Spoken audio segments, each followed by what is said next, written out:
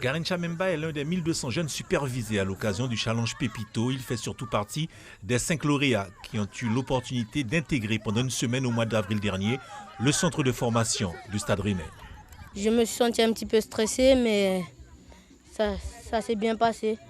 Chaque jour, on allait à l'entraînement vers 15h, 16h. Après, au retour au vestiaire, on se change. On prend le car, on revient au centre de formation. Licencié au Gel de Kourou, Garincha excelle au poste de gardien de but, même si ce dimanche matin, son équipe n'a pas été à la hauteur de ses ambitions. Je ne me suis pas très bien concentré, mais j'ai essayé de faire de mes moyens. Et aussi qu'on a essayé de gagner, mais même si on a perdu, on a toujours de l'espoir. Je le vois devenir un grand gardien parce que, comme je vous dis, depuis qu'il est petit, il a ce talent, cette qualité. Et du reste, il avait été sélectionné déjà pour partir à Rennes avec Pépito, dans la première phase de Pépito. Et oui, il a beaucoup d'avenir à ce poste en tout cas, oui.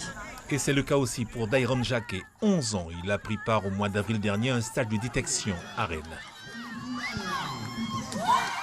On a fait plein de trucs d'échauffement. Après, on a joué des matchs.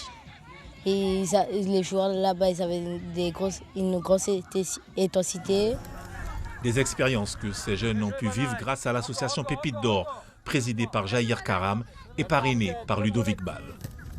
Ils ont besoin d'exister et ils ont besoin aussi qu'on les valorise. Et les valorise, c'est justement de leur donner cette opportunité d'avoir la chance de partir dans un club pro, puisqu'on est partenaire avec Rennes et Dijon. Je vais rester gardien de but et essayer d'aller le plus loin possible. D'accord. Et aller le plus loin, c'est devenir footballeur professionnel? Oui, ils m'ont dit des trucs positifs quand j'étais là-bas. Et ça a été très bien. Tu veux devenir footballeur professionnel? Oui. Et c'est tout le mal que l'on souhaite à Garincha et Dairon. Sur le terrain, les finales de cette deuxième édition du Challenge Pépito ont été remportées par le CSCC chez les U11 et le Cosma dans la catégorie U13.